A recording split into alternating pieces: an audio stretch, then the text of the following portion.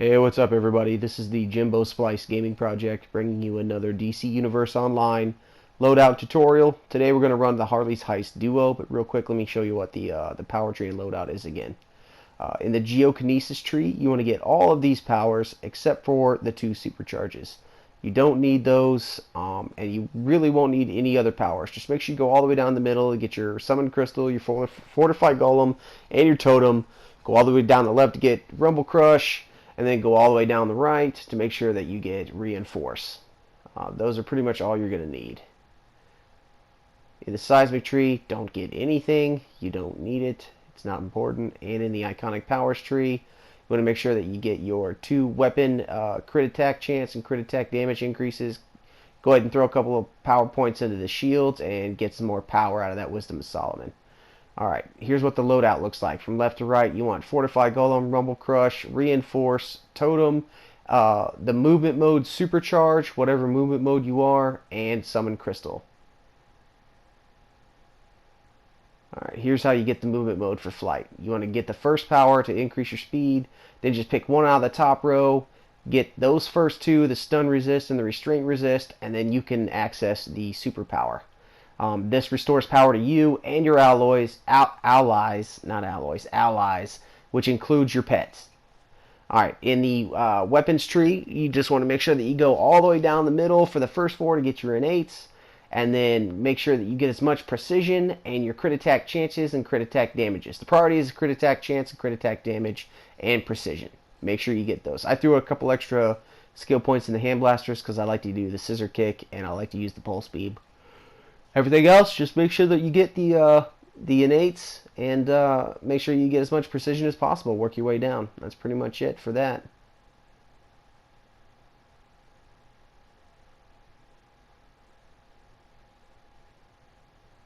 All right, in your mods, in your neck mod, you want to get the Relentless Precision. That's basically going to increase your precision. In the yellow slots, you want to put Precision and Power. Or, but only for the ones that say a critical weapon attack chance increase. You don't care about the critical ability stuff. In your weapon, you want to make sure you get the blast adapter. In your chest, I went ahead and threw, or in my back, went ahead and threw in the Berserker mod. In your chest, make sure you get the extended supercharge. The blue mods, the ones that say critical ability chance, just throw in a precision mod. You don't need the ability increase. In hands, you want max damage. Again, you know, just if it's ability increase, just throw in a precision mod. If it's a critical weapon attack mod, attack increase, throw in one of the different colored mods to make sure that you get the affinity bonus. All right, so here we go. Running this with my kid who's trolling for me. He does a pretty good job, and I'm going to show you guys real quick. Make sure that you throw out your powers first and put the Fortified Golem on so Crystal has her power back. Then you just kind of keep whipping on the weapon combos. It's pretty simple. He died on me. Let's go ahead and pick him up. This duo, it's kind of tricky. I mean, you want to make sure that you don't get killed. You know, always use your block. Those guys, I knew they were going to lunge me, so I block it out. Then I start throwing the powers back out there, and then I spam my weapon combos. And I clip my weapon combos into my powers. I usually Rumble Crush because it's always ready. And then if the cooldown for Fortified Golem is ready, I'll clip the like I'm using Solar Flame right now. I like to use the Solar Flame clip on duos because it's faster. It does a lot of damage. And in duos, you're going to wind up being in close range anyway, and the Solar Flame combo causes you to kind of creep forward towards your enemies anyway. If I wanted to stay range, I would use the Scissor Kick combo. So that's why I make sure I get Scissor Kick.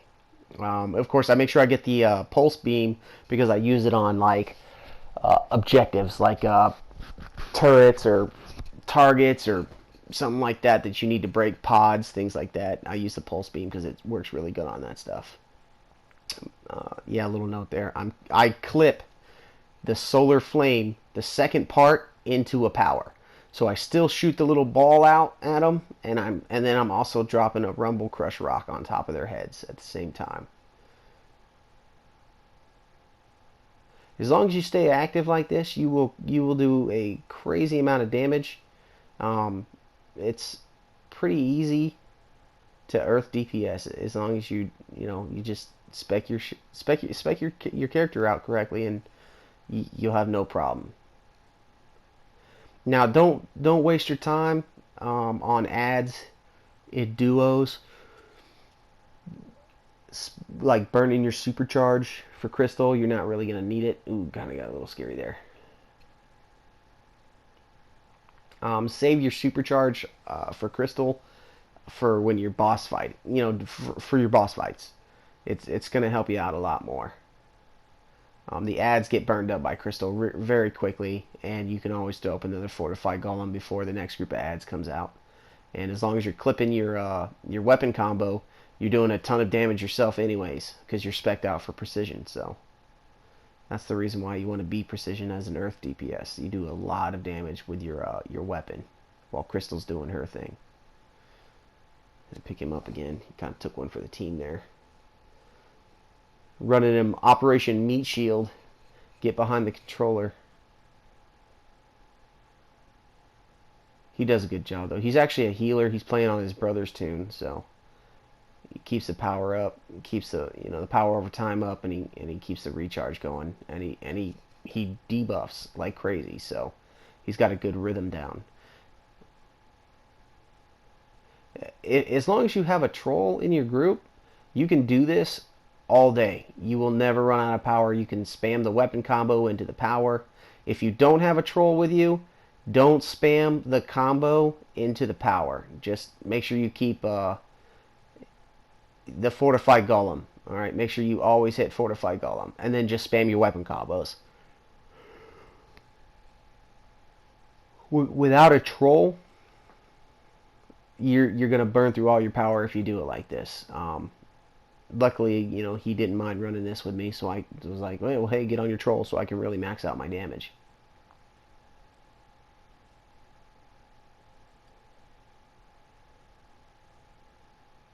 Yeah, just if you don't have the troll, throw out your first three. Your Rumble Crush, your Reinforce, and your Totem, and then hit your Fortified Golem, and then don't hit the other two powers again until Totem's ready again. You don't really need to do that.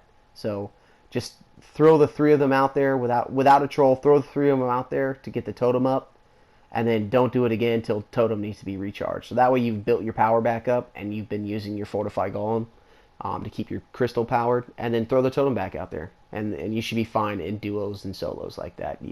You won't need a troll. But if you have a troll, then burn it. Burn as much as you can. Use as much power as you want.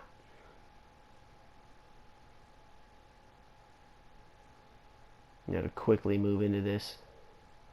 They group these ads up to where they just jump on you like all at once. So you got to be careful. You got to use your block. Don't be afraid to use your block.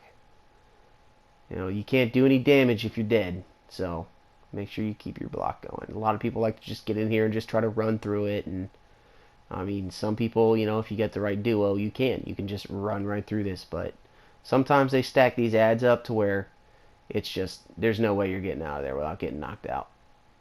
This run though went pretty well, so we kind of took our time, but Earth is so strong that it seems like we're just flying through it. But if I had like a munitions DPS with me, this would be way faster.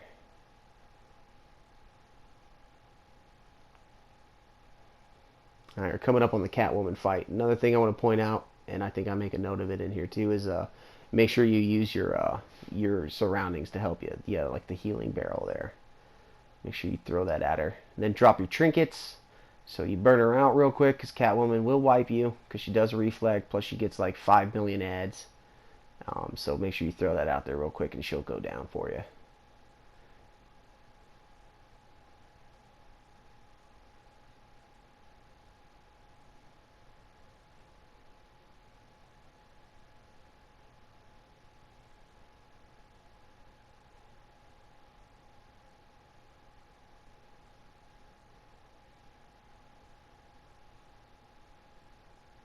Yeah, all of your damage comes from crystal, so really your main focus for duos and solos should be just giving her power.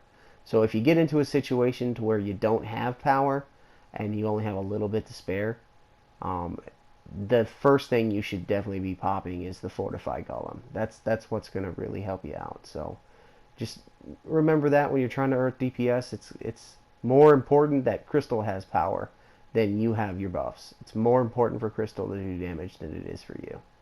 You're not going to do anywhere near as much damage as she is. It just doesn't work that way. And remember to clip your combos into your powers.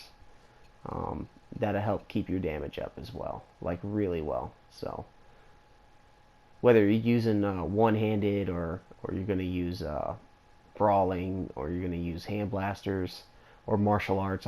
Somebody was asking me if you could use martial arts. Yeah, you can use martial arts. I don't recommend it, but whatever weapon you use, clip your combos into your powers.